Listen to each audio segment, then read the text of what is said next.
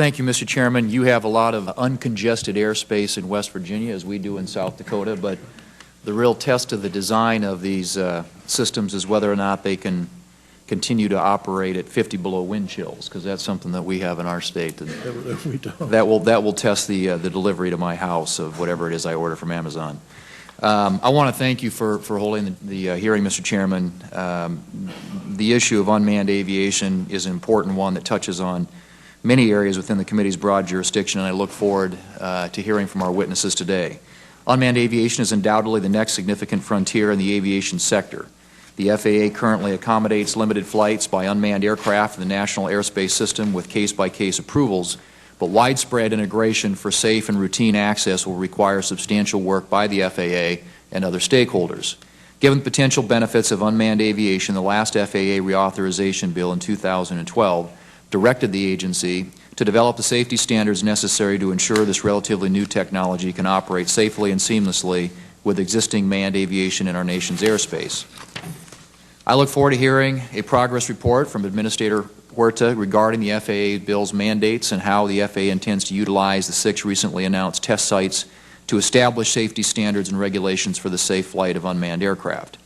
With regard to the expected benefits of unmanned aviation, I look forward to hearing further analysis of how the market for unmanned aircraft is expected to develop under the regulatory framework directed by the FAA bill, including some specifics on how safe integration of unmanned aircraft could benefit agriculture producers, weather forecasting, and public safety.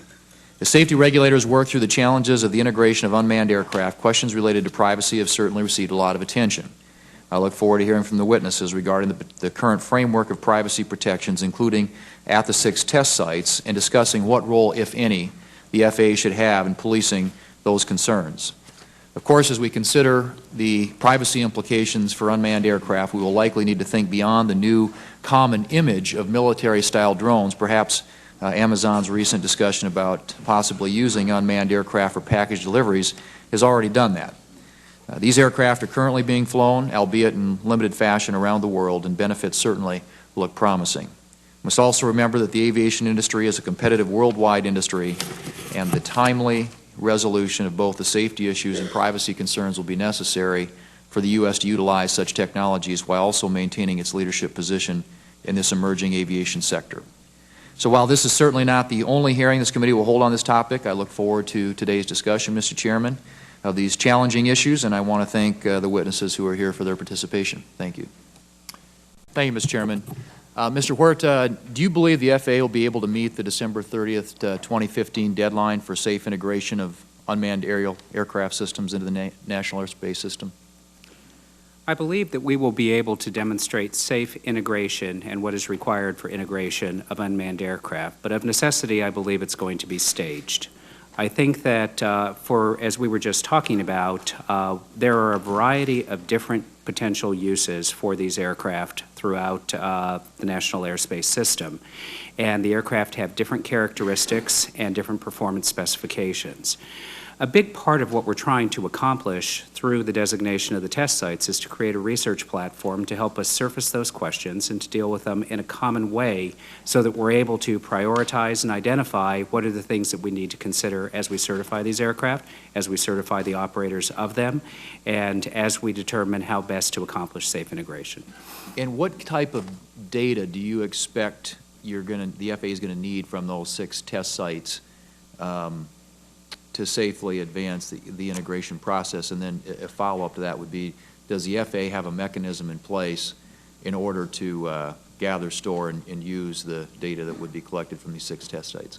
We're working with the test site operators to finalize their research plans, but in our original solicitation, we identified a number of research areas that we wanted the test site operators to focus on. These include sense and avoid technology, which we've talked about. How do we ensure that these aircraft have the ability to interact with one another? They also include questions that we need to consider with respect to certification characteristics. What is an appropriate level of certification based on what the aircraft is and how it might be used? There are also issues relating to how do these aircraft operate? What is their record of reliability in different climate conditions, in different geographic configurations, and hence that's why we have a very broad base of geographic and climatic conditions that the test sites represent.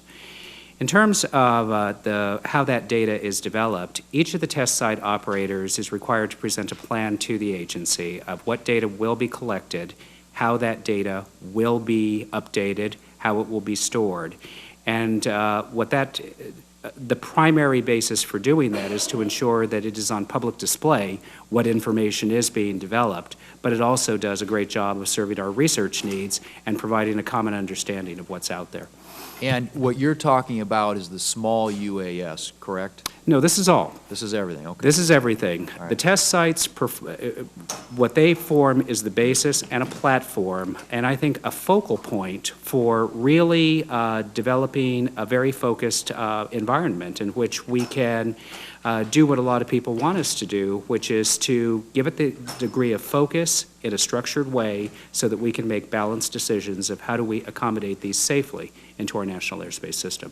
As we heard Mr. Arcangeli talk about, particularly with regard to the video that we saw, the Yamaha aircraft, it's going to be too heavy to be included in the small UAS rule. And the reason I ask that is because most of the agricultural benefits that he talked about and elaborated on, are going to, it's going to be a different kind of unmanned aircraft than the smaller than 55-pound one that we were talking about. The 140 pounds, isn't that what you said? That's correct. Right. So I guess the question is, do you envision a regulatory structure in the near future that would allow for commercial use of the slightly larger UASs so that the market potential, and I'm thinking, of course, with regard to agricultural applications, can be realized? One of the things that we need to explore is what can we do through regulation versus what can we do through certificates of authorization. The certificate of authorization is the process that we use now, and we deal with these in an experimental capacity. We recognize that that is not sustainable long-term, because effectively what that means is these operations are accommodated by exception, and our goal is to get to integration. The regulatory process of necessity and by design is something that is a very deliberative, thoughtful process, but it also takes a lot of time. Finding that right balance between what we accomplish through regulation versus what we can continue to accommodate through certificates of authorization, I think, is a key part of what we need to do through these test sites and our ongoing activities. Okay. Thank you. Mr. Chairman, we have a lot of people here today. I yield back.